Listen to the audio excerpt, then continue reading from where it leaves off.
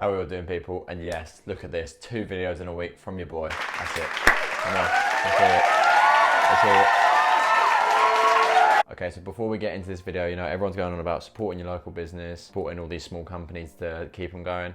I totally agree with that, but I think it should cross over into YouTube as well. So I am a small YouTuber, so yeah, I'm gonna leave a link in the description below if you want to pay £99 for my e-course. And I'm kidding, I don't want your money, but in all seriousness, if you do enjoy the video, please remember to leave it a like, subscribe to the channel if you're new, and yeah, let's discuss whether you should be changing your fitness goals or not. Okay, so this isn't necessarily a question that I've been asked a lot, but it's kind of something that's just been playing on my mind the last sort of week or two. As you know, everyone's in isolation, working from home. I'm sure a lot of people can relate who go to the gym regularly that this time period of not having gyms and whatnot open is kind of throwing them off. Well, it's throwing me off anyway. Comment below if it is affecting you too, but it kind of got me thinking, you know, should I be doing my normal routine? Should I just sack it all off together, and by the time this is over, I can just go back into the gym and, you know, pick up where I left off? Should I try something new with my workouts? All these questions, and I'm here to sort of not make your decision for you, because at the end of the day it is your decision, but I at least want to aid that process and yeah, hopefully help you come to a decision.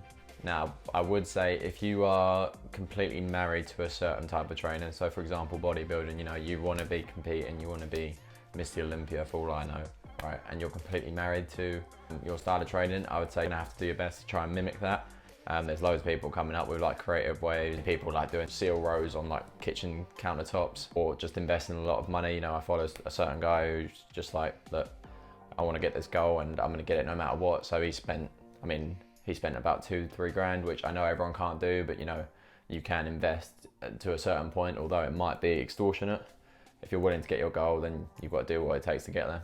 So for the large majority of us that aren't actually married to a certain style of training, including myself, I think this is a great opportunity to, you know, focus on the things that you said you were going to do while you were doing your past training. So in my case, 2 major things I always said I was going to get better at. I said I always wanted to get better at running, just because I was pretty good at running when I was younger, and now I kind of hate the fact that I've ended up getting pretty unfit. I'm like running 2-3 miles, and I'll still be able to finish the miles, but just not doing it quick enough.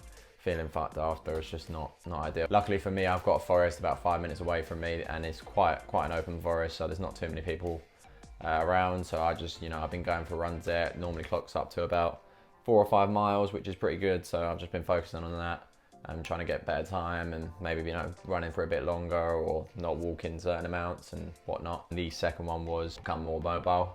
So I really want to work on my mobility. As some of you know, I've been doing MMA training, and when I'm doing certain things like high kicks, I just don't have the hip flex and mobility in order to do them kicks. So it's just one of them things that I've been sort of dabbling in, but I keep, you know, doing it for 2-3 days, sacking it off, doing it a week later, and just building no consistency with that. With the mobility, I'm going to start building like kind of like a program around that. So I want to do it at least once a day to start with, maybe 15-20 minutes. And then as I build on that, I can then, you know, up it to 30 minutes, 40 minutes, an hour a day, and then just really build on that. That might be a question you need to ask yourself. You know, what have I been putting off?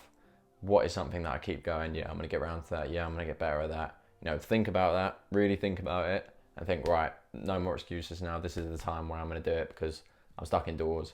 Most of you probably aren't working. If you are, then it's pretty easy work, because it's pretty quiet. At the moment I'm working, but it's pretty quiet, so it's not too stressful in my everyday life. So yeah, you have got no excuses now. And of course, I'm not just saying, you know, like sack off completely what you was doing before. So certain parts of my training I did enjoy, and I still do enjoy. So I've done my best within how far I'm going to push it, in terms of I've bought a pull-up bar, a reasonably heavy kettlebell, and a decent sized dumbbell. All in all, it's probably cost me just over £100, which I mean, I deem as sort of, you know, worth it, because at the end of the day, we don't all know how long we're going to be in this isolation and quarantine stuff. So I feel like those are the basics that I can, you know, push on with, crack on with all my workouts, and not just have the mentality of, oh, I don't have the equipment, you know, I'm not going to do the work.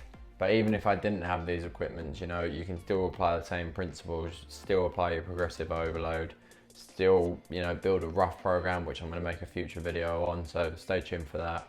Just build a program at home. Okay, it might not be as enjoyable, it might not be as optimal as your gym routine, but At the end of the day, sometimes in life, you got to play with the cards you've been dealt with. And in this case, you just got to do what you got to do. So build a routine around that and just crack on with it.